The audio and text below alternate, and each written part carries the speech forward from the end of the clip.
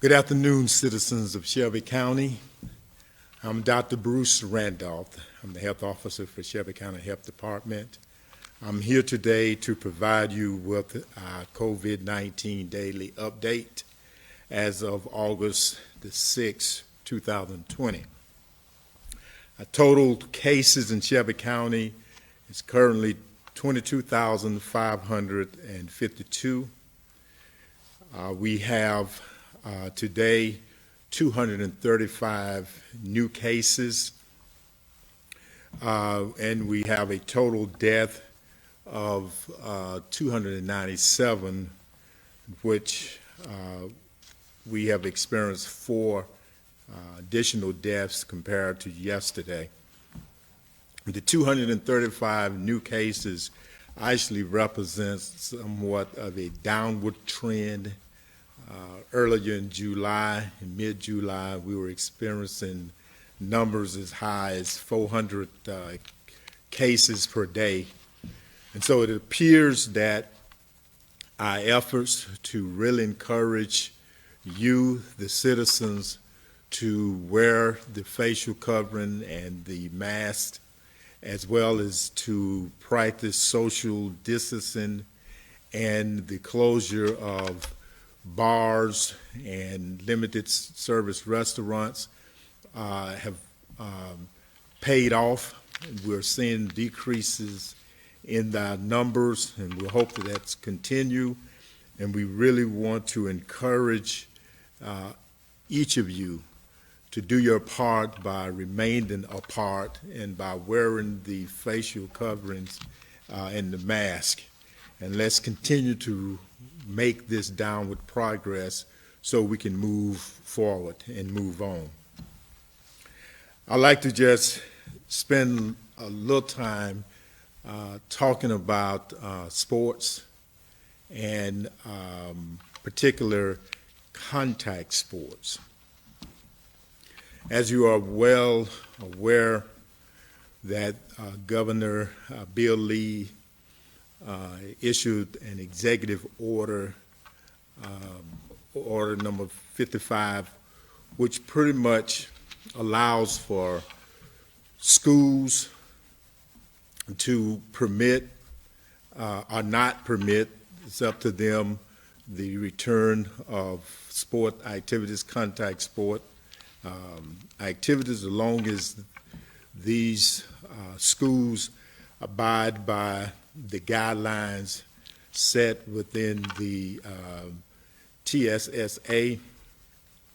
He also indicated in his executive order that non-school sponsored activities, athletic activities, were to be governed by the guidelines from the Economic Recovery Group, the Tennessee Pledge, and that collegiate and professional sports were to follow the guidelines by their given associations.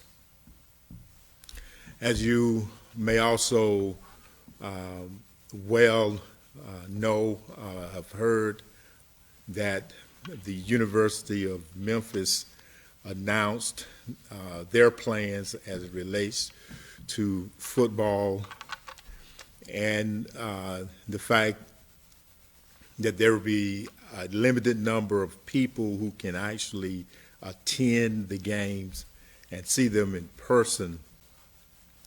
And based on our recommendations and requirements, that those number of persons who can attend will be limited by the distance in which they have to sit. So they have to be at least 12 feet apart.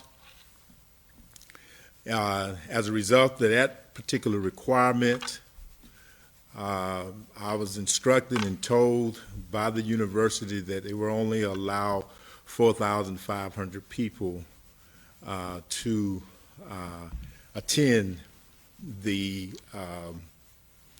sporting event, the games. Now, some of you may ask, why would you require 12 feet separation while in other places is 6 feet separation? And the reason for that is because several studies have shown that when people yell, when they cheer, speak loud, or sing, that they actually project respiratory saliva secretions and potentially the virus further than 6 feet. That 6 feet separation is not enough, that they could potentially project it 18 feet, and some studies have shown or suggested it may go as far as 27. So the Back to Business Committee, along with the Health Department, after discussing it with the medical experts, we felt that a comfortable compromise would be 12 feet, doubling what typically we're recommending for normal conversation or normal interaction.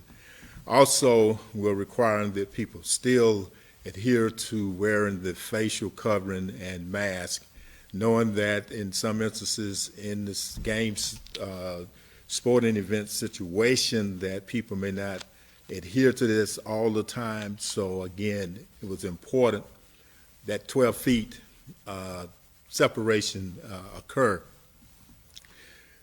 Actually, this requirement has already been established for those who may have attended the soccer match there at Auto Zone, experienced it, and we find that that model works pretty good.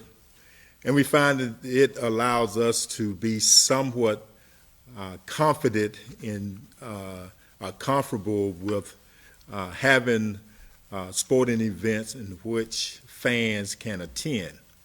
Please keep in mind that there are some places that have decided not to allow any fans in the stands. We are trying to maintain safety, number one, and we're concerned about the safety of our citizens. But number two, trying to do it in a way that we can experience some sense of normalcy, some life, some activity. And so we felt that allowing people to attend sporting events separated 12 feet apart with wearing facial covering and mask, and it being outdoors would be a safe thing to do. There have been other questions about whether or not contact sports are allowed in non-school sponsored programs, activities, such as your youth league, your youth peewee football, etc. There's, as we interpret the governor's executive order, is that non-school-sponsored programs, activities must follow the guidance of the Tennessee Economic Recovery Group guidelines. And so that is what I would encourage those programs and organizations to do. Now, we also interpret, though, the executive order to still give us the authority to govern the activities that occur within the facility or venues. And so, therefore, we are still expecting the programs, the facilities and venues to adhere to the health directive as it relates to the safety measures that are required of individual businesses and services. And so the other thing that I just want to point out, and to make it clear, Just because something is legally permitted does not necessarily mean that it is medically advised or medically recommended. And so as we move forward and as things become more open, we're relying on you, your own judgment as individuals to decide whether or not you should attend or participate in certain activities. I often say just because it's open doesn't necessarily mean you ought to go or you ought to visit. You have to make an assessment yourself based on your vulnerabilities, based on your situation. I think parents, I would urge you, you have to make the decision of whether or not you're going to allow your child to participate in contact sports. Don't just rely on the coaches. That's a decision that you must make yourself in terms of whether they should participate or not. With that, I'm going to stop and entertain any specific questions that you may have. Omer Yusuf with the Daily Memphian. Hi, can you all hear me? Yes, go right ahead. Dr. Randolph, I wanted to ask about the labs. Where are we at in terms of them being able to process the test results now? It's my understanding that the labs have made tremendous improvement. Of course, at one point, there were some instances where labs were taking up to 14 days, but it's my understanding now on average it is down to around 4 days. And our goal of certainly is to get the labs to get down to 2 to 3 days, if possible. Omer, your follow-up? I also wanted to ask about the tripwires document again, and just where are we at in that process, and when can we expect to see it in the public? We're in the process of fine-tuning the tripwire documents, and we're looking at actually incorporating them into a health directive. So that should be coming out soon. Chris Luther with WMC 5. Hello, can you hear me okay? Yes, go right ahead, Chris. Right. A Tennessee Supreme Court ruling this week removed a requirement from a state judge that absentee ballots must be sent to every voter in Tennessee concerned about contracting COVID-19. Obviously, today is election day, but what are your thoughts about the safety of voting in person during these times? And do long lines during a presidential election in November pose a risk of spreading the virus? Well, I think anytime we venture out, there's a risk of some level. I think that at the polls, you will have to exercise the same safety measures as you would if you were at Kroger, Walmart, or any other place that you're out in public, and that is wearing your facial covering and your mask, adhering to your 6 feet separation, using hand sanitizer when you're there at the machines. And so the take-home message that I want all of us to get is that the basic safety measures that we have in place, the wearing of the facial covering, the mask, safe distancing, hand sanitizing, etc., those measures apply to all situations. Whether you're at the voting poll, whether you're in church, whether you're at the grocery store, whether you decide to go to a sporting event, all of those safety measures still exist. And know that, no circumstance, no situation exists where you would be 100% protected when you're outside of your home and mixing among various people. Chris, did you have a follow-up? Yes, I have kind of just a two-parter here. With the testing or the positivity rate for tests still above 10%, hovering right around, I guess, that 15% range. I haven't seen the numbers specifically for today. I know in the past, the 10% benchmark has been used to say that if any above that, we're missing cases. So are these numbers that are lowering perhaps misleading at all, that we might be missing cases? And then second part is hospitalization rates are back in the red. Do we kind of expect a yo-yo of those going from yellow to red continuing in the future? Answer to your first question is that, our hope is that we're not missing people. Certainly, I would be naive to think that everyone who has contracted COVID-19 are being tested. We know that is certainly not the case for various reasons. Either one, people are asymptomatic and don't feel like they should be tested.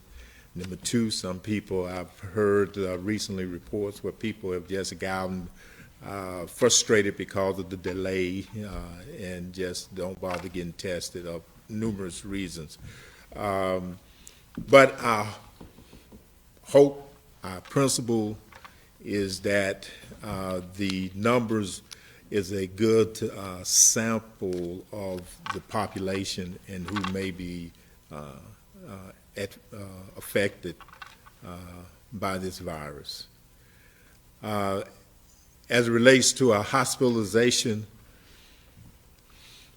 we anticipate a fluctuation, that there will be fluctuation based not only on cases, but also just in terms of occupancy of the hospital. Other things happen to people. Everyone who's in the hospital are not infected with COVID-19. Trauma occurs, elective surgeries occur, violence occur, different other reasons for people being admitted into the hospital. So the census of the hospital is going to fluctuate. Sam Hardiman with the Commercial Appeal. To follow up on Omer's question, and then I'll have a follow-up. The past 3 days, we've seen the release of 1,300 or less test results each day. Given your comments about the testing lag time diminishing, should we expect that number to get closer to the 2,900 it's averaged over the past couple of months? Well, it's hard to say. And what I mean is that are the numbers the result of less tests being performed, or have the labs caught up? And I think that it's a combination of both. One, the labs have caught up, and that there may be a decrease in the amount of testing that have occurred, and hopefully that will increase now that people have gained confidence in knowing that, hey, if I go get tested, I'm going to get my results now in 48, 72 hours versus 7 days, 11 days. And so my follow-up, sir, is what is our testing capacity for this week in terms of all of Shelby County, and how much of it is being utilized at this time compared to, I know in the past weeks we've been at capacity and maybe a little above in terms of actually testing? Yeah, I cannot answer that question for you exactly today. What is our capacity is? I know our goal has been to try to do 2,400 or so tests a day. How near we are to that, I'm not able to answer that. I hadn't seen the most current data or numbers on that. Shay Arthur with WREG.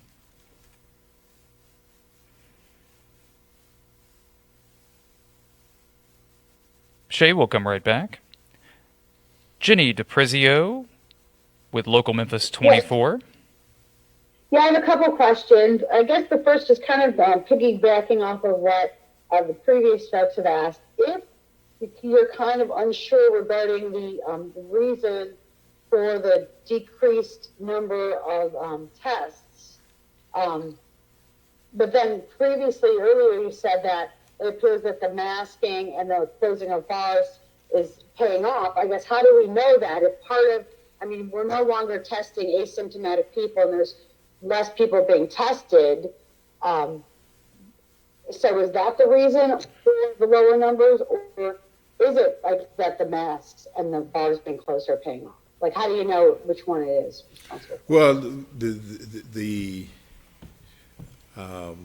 answer to that question would lie more so on what percent of the tests that you are conducting are positive, right? So whether you're doing 100 or whether you're doing 1,000, if the positivity rate is 1 out of 10 that's positive, or 10%, is 10%. And so we look at new positive cases in comparison to how many did we have the day before or the week before.